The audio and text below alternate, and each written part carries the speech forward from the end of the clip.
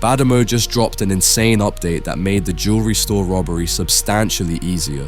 Some of you who watched my previous military base revamp video last week might remember me mentioning that the jewelry store in Rising City had some ongoing construction.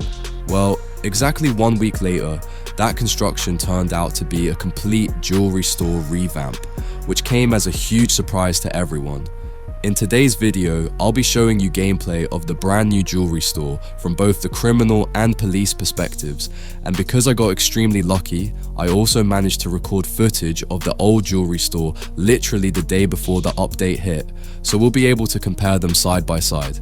Let's start with the most obvious change. As you can see in the background gameplay right now, the new jewelry store goes back to a much simpler, easier to understand layout that pretty much everyone can grasp instantly. This also makes the entire robbery way faster to complete.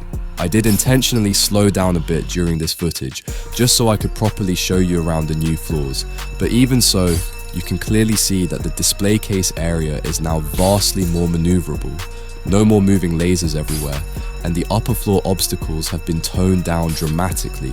It's night and day compared to before. Speaking of obstacle courses, they actually removed an entire floor from the jewelry store. That alone makes the robbery roughly 33% shorter and easier. On top of that, the 2 remaining floors feel a lot more relaxed and forgiving too. The main goal of this update seems to be addressing the fact that players were struggling way too much with the old version, having to deal with tons of lasers and complicated parkour inside the store instead of focusing on the real threat, the police camping outside waiting for you to finish. The jewelry store also desperately needed some quality of life improvements, like the display cases finally highlighting exactly which one you're hitting.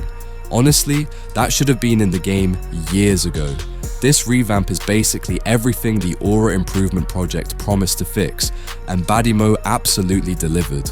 But before we dive any deeper, if you're new here and you want to stay up to date with all the latest jailbreak news, updates, and revamps like this one, make sure to smash that like button and subscribe with notifications on. It really helps the channel grow, and you won't miss a single video. Honestly, looking back, it's kinda wild that we put up with the previous jewelry store revamp for so long. It made the robbery feel unnecessarily punishing. The new design takes heavy inspiration from the original classic jewelry store, but it's been refined and polished in all the right ways.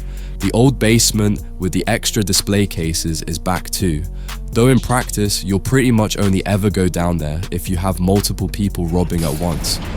Personally, I think this new layout is not only way more fun for criminals, but it's also just significantly more playable overall. It feels much more forgiving, especially for mobile players who had a really rough time with the old tight spaces and moving lasers. Another huge addition in this update, zip lines. Once you exit the jewelry store building, you'll immediately notice the brand new zip lines that let you escape all the way from the roof down to the criminal base. This feature has been teased in Jailbreak for years, so it's awesome to finally see it in the game. They work exactly how you'd expect, just a fast way to avoid cops camping directly below the store. After you take the zipline down to the base, you can't ride the ziplines back up, unfortunately, but it's still a super cool addition. That said, I don't think I'll be using them all that often personally. They leave you pretty exposed in the air, and I've been sniped way too many times on ziplines in games like Mad City, so yeah, cops with sniper rifles are definitely going to have a field day with these. Now, switching over to the police perspective, this revamp is honestly a bit of a mixed bag for cops. The ziplines create a brand new escape route that's really hard to stop. Once a criminal hops on, all you can do is shoot at them. You can't arrest them mid-zipline. One thing I noticed while testing is this new ventilation hatch with a rope inside the shaft. I tried planting C4 on it to see if cops could blow it open and climb down. Didn't work for me. I also couldn't climb the rope as a criminal either, so if any of you know what that rope is actually for, or if it's an unfinished feature coming in a future update, please let me know down in the comments. The one clear advantage cops now have is that if a police officer actually manages to get inside the jewelry store while it's being robbed, it's extremely easy to camp the staircases. The new staircases are long, wide, and pretty straight, so one cop can lock down an entire floor fairly easily. This was already a thing in the old revamp, but the new layout makes it even more effective.